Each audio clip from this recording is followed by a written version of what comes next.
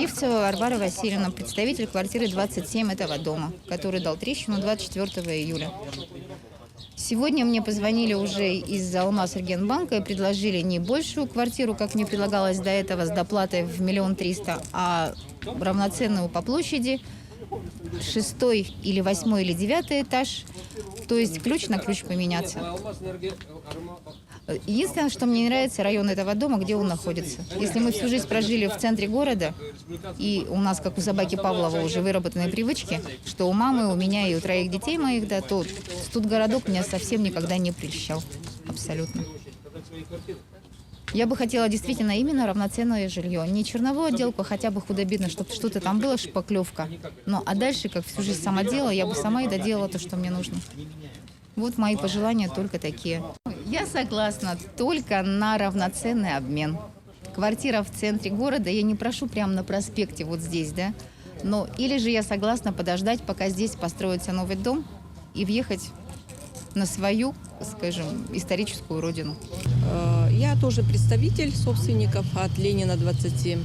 Но нам, как один из вариантов, сказали, да, ну, это правительство, окружная администрация сказали, конечно, что будут нам помогать, и они действительно предпринимают какие-то меры. Но нам также было предложено, если вы можете найти инвестора, застройщика, да, то сами ищите. Ну, мы, можно сказать, в принципе, нашли застройщика. Но главный архитектор города Якутска, вот здесь вот была высказана мысль, что на этом месте будет нежилое здание, да, а, конечно, застройщик на это не пойдет. И мы хотели бы просить руководство республики для того, чтобы, ну, помочь застройщику и, значит, и нам. Возможно, тогда наша проблема может разрешиться.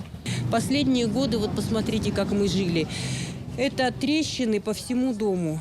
То есть обогреватель у меня лично в 12-й квартире работал круглосуточно. Ребенок спал около этой щели, платила я 5 000 за электроэнергию, потому что таким образом обогревалась. И в то же время вот этот вот страх, да, что вот он обвалится.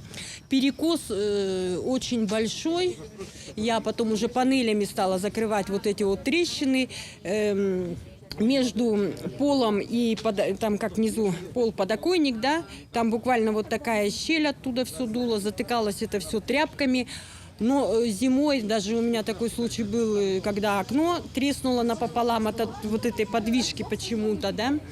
Вот, буквально вот выровняла я все полы, сделала ремонт, и вот он начал падать, этот дом. Месяц назад, да, буквально вчера. Зашел муж в квартиру, и уже сейчас за этот месяц перекос сантиметров на 7. То есть он постоянно садится. Ну, мое пожелание, я теперь вообще боюсь заходить в многоэтажку, я бы взяла, конечно, деньгами и жила в частном доме. Я не хочу жить ни на 9-м этаже, просто уже страх остался на всю жизнь. Дома у нас в Якутске, по-моему, все аварийные на проспекте. Плюс к этому еще новостройки непонятно как строят. Поэтому я хочу взять деньгами, которых не дают. Сначала пообещали. Обещают, каждый раз нас собирают в мэрии. Сначала обещали деньги, прямо все поверили, мы вроде как нас успокоили. Потом квартиры пообещали.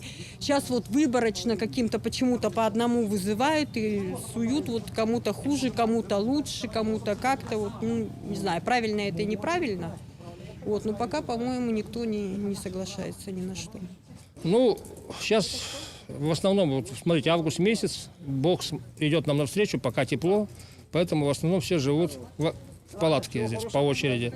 А буквально через неделю-две пойдет снег, и не знаем, куда мы поедем жить. Половина жильцов нет ни вторых квартир, ничего. Кто-то пока живет на дачах, но это тоже временный вариант. Максимум до конца сентября. Поэтому этот вопрос, я считаю, надо решать быстрее. Все-таки ситуация чрезвычайная. Недаром же приехала комиссия МЧС и перекрыла нам, как говорится, кислород, отключила все коммуникации. Хотя дом еще не признан аварийным. Поэтому то, что предлагают вариант, это, конечно, со стороны Алмаз-Регенбанка, считаю, пробный шар, прощупать наше настроение, что мы имеем и что мы хотим. Ну, а дальше уже пойдет, как обычно, базарная такая система. Будут предлагать какие-то другие варианты. Я мать 3 детей, как бы социально незащищенный слой населения, получается, да.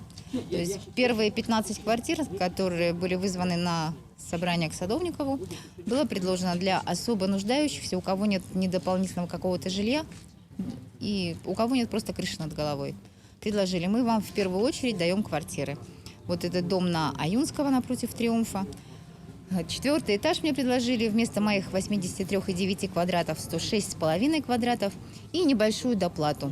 При этом банк идет навстречу, учитывая трудную жизненную ситуацию, 50% он оплачивает. В итоге сумма моей компенсации, доплаты за эту квартиру составляет 1 300 000. Теперь посчитайте, 3 детей, ипотеку не дадут.